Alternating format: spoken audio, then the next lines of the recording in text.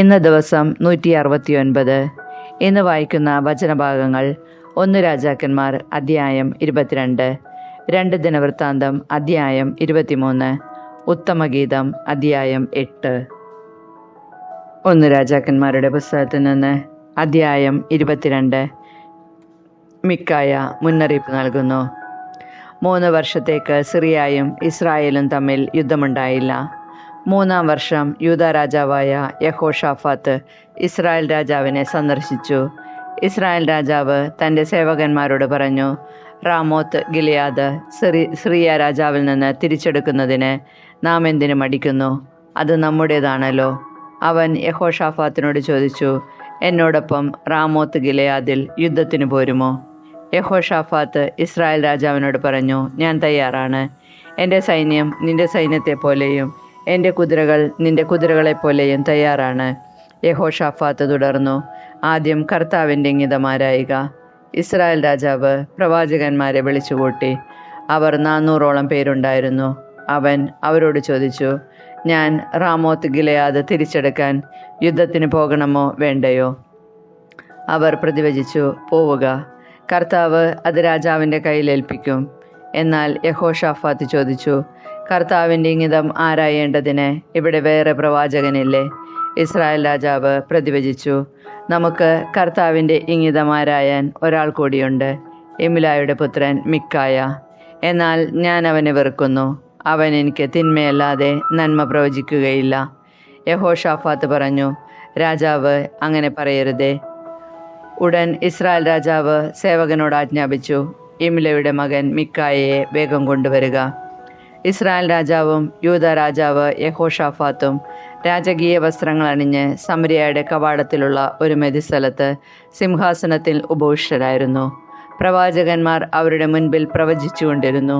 കെനാനയുടെ മകൻ സെദക്കിയ ഇരുമ്പുകൊണ്ട് കൊമ്പുകൾ നിർമ്മിച്ച് പറഞ്ഞു, കർത്താവ് അരുളി ചെയ്യുന്നു, സിറിയക്കാർ നശിക്കുന്നതുവരെ നീ ഇവ കൊണ്ട് അവരെ കുത്തിക്കീറും. എല്ലാ പ്രവാചകന്മാരും അങ്ങനെ തന്നെ പ്രവചിച്ചു. അവർ പറഞ്ഞു, റാമോത്ത് ഗിലെയാദിൽ പോയി വിജയം വരിക്കുക. കർത്താവ് അത് രാജാവിൻ്റെ കയ്യിലേൽപ്പിക്കും. ദൂതൻ ചെന്ന് മിക്കായോട് പറഞ്ഞു, ഇതാ പ്രവാചകന്മാർ ഏകസ്വരത്തിൽ രാജാവിന് അനുകൂലമായി പ്രവചിച്ചിരിക്കുന്നു. അങ്ങും അവരെപ്പോലെ അനുകൂലമായി പ്രവചിക്കുക. എന്നാൽ മിക്കായ പറഞ്ഞു, കർത്താവാണേ, അവിടുന്ന് അരുളി ചെയ്യുന്നത് ഞാൻ പറയും. അവൻ വന്നപ്പോൾ രാജാവ് ചോദിച്ചു, മിക്കായ, ഞങ്ങൾ റാമോത്ത് ഗിലെയാദിൽ യുദ്ധത്തിന് പോകണമോ വേണ്ടയോ?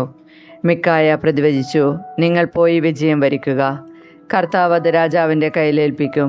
രാജാവ് ചോദിച്ചു, കർത്താവിൻ്റെ നാമത്തിൽ എന്നോട് സത്യമേ പറയാവോ എന്ന് എത്ര പ്രാവശ്യം ഞാൻ ആവശ്യപ്പെടണം? മിക്കായ പറഞ്ഞു, ഇസ്രായേൽ ജനം ഇടയനില്ലാത്ത ആടുകളെ പോലെ പർവ്വതങ്ങളിൽ ചിതറിക്കിടക്കുന്നത് ഞാൻ കണ്ടു. കർത്താവ് അരുളി ചെയ്യുന്നതും കേട്ടു.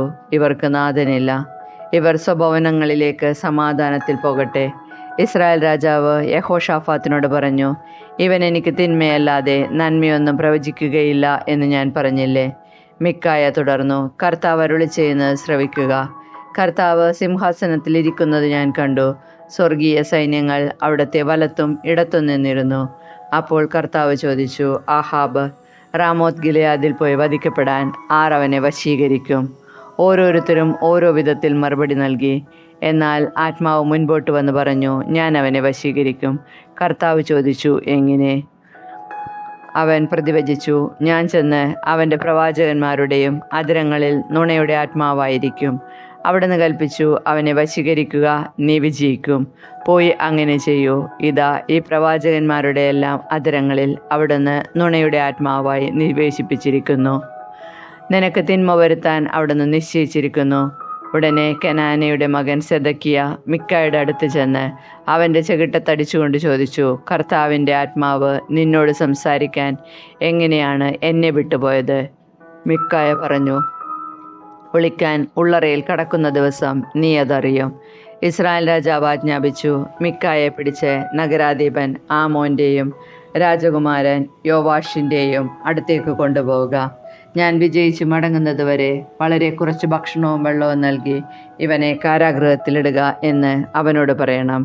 മിക്കായ പറഞ്ഞു, നീ വിജയിച്ച് മടങ്ങുകയാണെങ്കിൽ കർത്താവല്ല എന്നിലൂടെ സംസാരിച്ചത്.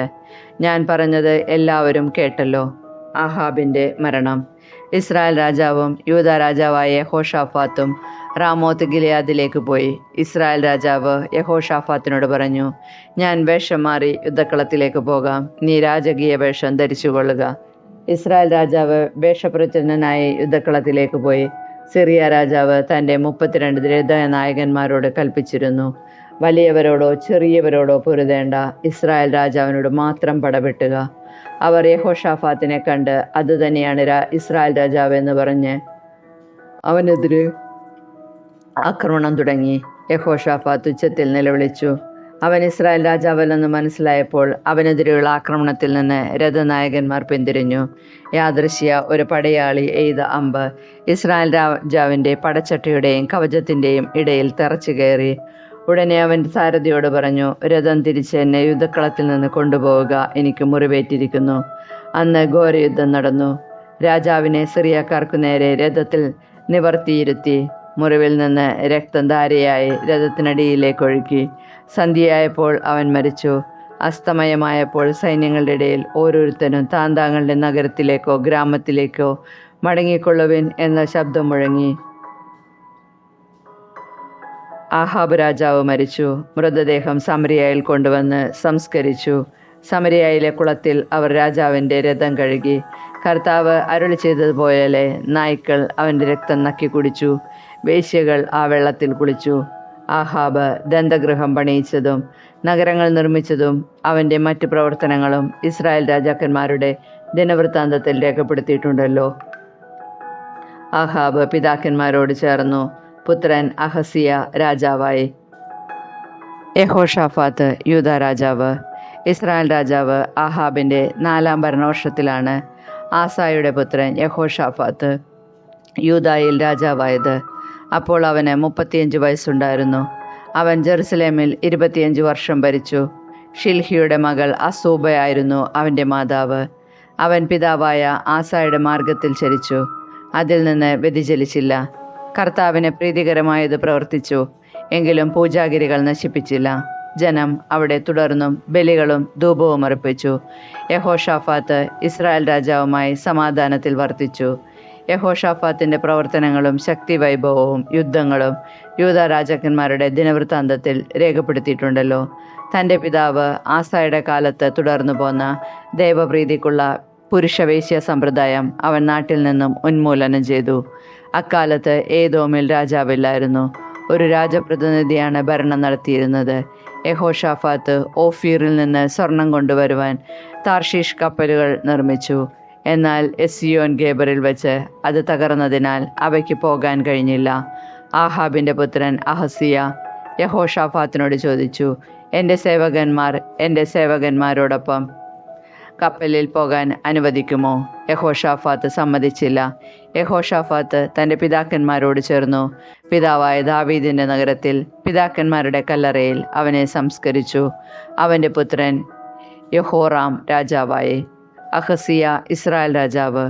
യൂദ രാജാവായ യഹോഷാഫാത്തിൻ്റെ 17-ാം ഭരണവർഷം ആഹാബിൻ്റെ പുത്രൻ അഹസിയ സമരിയയിൽ ഇസ്രായേലിൻ്റെ ഭരണമേറ്റെടുത്തു.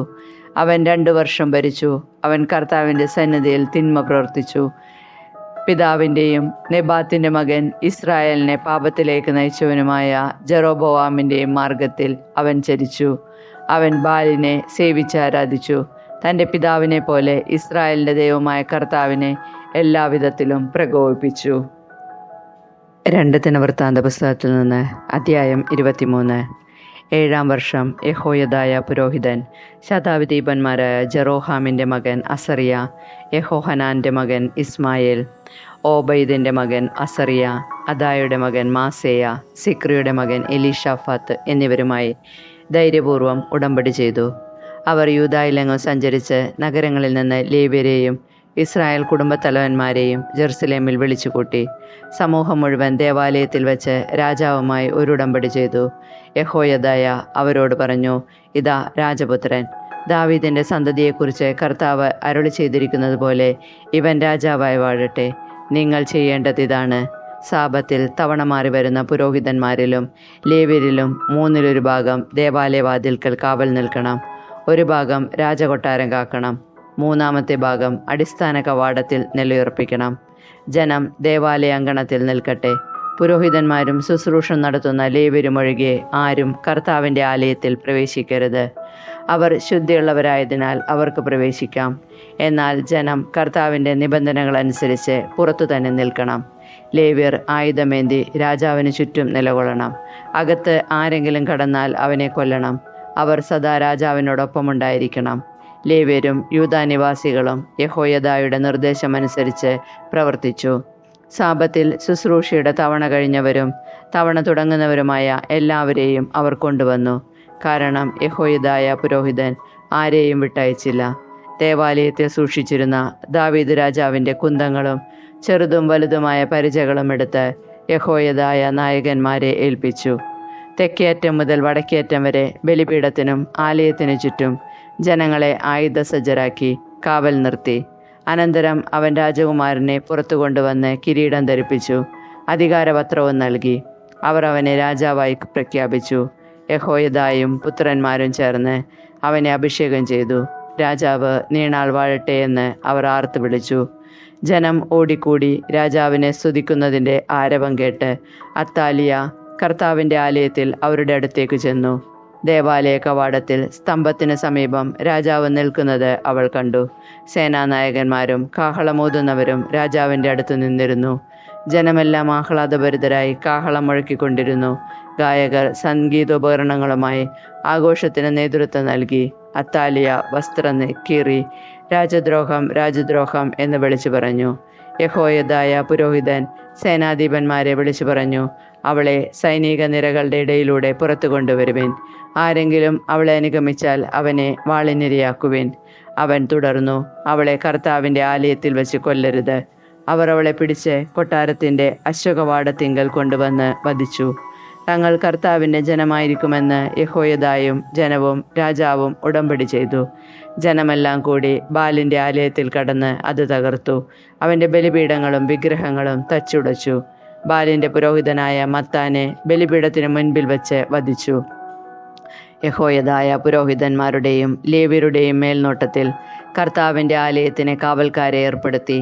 ദാവീദ് തൻ്റെ വിധിപ്രകാരം സന്തോഷത്തോടും ഗാനാലാപത്തോടും കൂടെ മോശയുടെ നിയമമനുസരിച്ച് കർത്താവിന് ദഹനബലികൾ അർപ്പിക്കുന്നതിനും അവിടുത്തെ ആലയത്തിൻ്റെ ചുമതല വഹിക്കുന്നതിനും ലേവ്യ പുരോഹിതന്മാരെയും ലേവ്യരെയും നിയോഗിച്ചിരുന്നു. ഏതെങ്കിലും വിധത്തിൽ അശുദ്ധരായവർ കർത്താവിൻ്റെ ആലയത്തിൽ പ്രവേശിക്കാതിരിക്കുന്നതിന് വാതിൽ കാവൽക്കാരെയും യഹോയാദാ നിയമിച്ചു. സേനാനായകന്മാർ, പൗരമുഖ്യർ, ദേശാധിപന്മാർ എന്നിവരുടെയും ജനത്തിൻ്റെയും അകമ്പടിയോടെ അവൻ രാജാവിനെ കർത്താവിൻ്റെ ആലയത്തിൽ നിന്ന് ഉപരികവാടത്തിലൂടെ കൊട്ടാരത്തിലേക്ക് ആനയിച്ച് സിംഹാസനത്തിൽ അവരോധിച്ചു. ജനം ആഹ്ലാദിച്ചു. അത്താലിയ വാളിനിരയായതോടെ നഗരം ശാന്തമായി. ഉത്തമഗീതം അധ്യായം 8. നീ സഹോദരനായിരുന്നെങ്കിൽ, എൻ്റെ അമ്മയുടെ മുലപ്പാൽ കുടിച്ചു വളർന്നവനെങ്കിൽ പുറത്തു വച്ചും എനിക്ക് നിന്നെ ചുംബിക്കാമായിരുന്നു. ആരും എന്നെ നിന്ദിക്കുകയില്ല. ഞാൻ നിന്നെ എൻ്റെ അമ്മയുടെ ഭവനത്തിലേക്ക്, എന്നെ ഉദരത്തിൽ വഹിച്ചവളുടെ അറയിലേക്ക് കൂട്ടിക്കൊണ്ടുപോകുമായിരുന്നു. സുരബലമായ വീഞ്ഞും എൻ്റെ മാതള നാരങ്ങയുടെ രസവും ഞാൻ നിനക്ക് നൽകുമായിരുന്നു. അവൻ്റെ ഇടതുകരം എൻ്റെ തലയിണായിരുന്നെങ്കിൽ, വലതുകരം എന്നെ ആലിംഗനം ചെയ്തിരുന്നെങ്കിൽ. മണവാളൻ, ജെറുസലേം പുത്രിമാരെ, ഞാൻ കെഞ്ചുന്നു, സമയമാകും മുമ്പ് നിങ്ങൾ പ്രേമത്തെ തട്ടി ഉണർത്തരുത്, ഇളക്കിവിടരുതേ. ഗാനമാറ്, തോഴിമാർ. ആത്മനാഥനെ ചാരി വിജനപ്രദേശത്തു നിന്ന് വരുന്ന ഇവളാരാണ്? മണവാളൻ, ആപ്പിൾ മരച്ചുവട്ടിൽ വെച്ച് ഞാൻ നിന്നെ ഉണർത്തി. അവിടെ നിന്റെ അമ്മ ഈറ്റുനോവ് അനുഭവിച്ച് നിന്നെ പ്രസവിച്ചു. നിന്നെ പ്രസവിച്ചവൾ അവിടെ വെച്ചാണ് പ്രസവവേദന അനുഭവിച്ചത്. നിന്റെ ഹൃദയത്തിൽ മുദ്രയായും നിന്റെ കരത്തിൽ അടയാളമായും എന്നെ പതിക്കുക. പ്രേമം മരണത്തെപ്പോലെ ശക്തമാണ്, അസൂയ ശവക്കുഴി പോലെ ക്രൂരവുമാണ്. അതിൻ്റെ ജ്വാലകൾ തീജ്വാലകളാണ്, അതിശക്തമായ തീജ്വാല. ജലസഞ്ചയങ്ങൾക്ക് പ്രേമാഗ്നിയെ കെടുത്താനാവില്ല, പ്രവാഹങ്ങൾക്ക് അതിനെ ആഴ്ത്താൻ കഴിയുകയുമില്ല. പ്രേമം വിലയ്ക്ക് വാങ്ങാൻ സർവ്വസമ്പത്തും കൊടുത്താലും അത് അപഹാസ്യമാവുകയുള്ളൂ. സഹോദരന്മാർ, നമുക്കൊരു കുഞ്ഞു സഹോദരിയുണ്ട്, അവളുടെ സ്തനങ്ങൾ വളർന്നിട്ടില്ല. നമ്മുടെ സഹോദരിക്ക് വേണ്ടി വിവാഹാലോചന വരുമ്പോൾ നമ്മൾ എന്തു ചെയ്യും? അവൾ ഒരു മതിലായിരുന്നുവെങ്കിൽ ഒരു വെള്ളിഗോപുരം പണിയാമായിരുന്നു. അവൾ ഒരു കവാടമായിരുന്നെങ്കിൽ നമുക്ക് ദേവദാരു പലക കൊണ്ട് കതകുണ്ടാക്കാമായിരുന്നു. മണവാട്ടി, ഞാനൊരു മതിലാണ്, സ്തനങ്ങളാണ് ഗോപുരങ്ങൾ. അപ്പോൾ അവൻ്റെ ദൃഷ്ടിയിൽ ഞാൻ സമാധാനം കണ്ടെത്തി. മണവാളൻ: ബാൽഹമോണിൽ ഒരു മുന്തിരിത്തോട്ടമുണ്ടായിരുന്നു. അവൻ മുന്തിരിത്തോട്ടം പാട്ടത്തിന് കൊടുത്തു. ഓരോരുത്തരും 1000 വെള്ളി നാണയങ്ങൾ പാട്ടം കൊടുക്കേണ്ടിയിരുന്നു. എൻ്റെ മുന്തിരിത്തോട്ടമാകട്ടെ എൻ്റേത് മാത്രമാണ്. സോളമൻ, നിനക്ക് 1000 ഉണ്ടായിക്കൊള്ളട്ടെ, കൃഷിക്കാർക്ക് 200 ഉണ്ടായിക്കൊള്ളട്ടെ. ഉദ്യാനത്തിൽ വസിക്കുന്നവളെ, എൻ്റെ തോഴിമാർ നിന്റെ സ്വരം ശ്രദ്ധിച്ചു കേൾക്കുന്നു, ഞാനും അത് കേൾക്കട്ടെ. മണവാട്ടി: എൻ്റെ പ്രിയനെ, വേഗം വരുക. സുഗന്ധദ്രവ്യങ്ങളുടെ മലകളിൽ കലമാൻ കുട്ടിയെപ്പോലെയോ ചെറുമാൻ പേടയെപ്പോലെയോ വേഗം വരിക.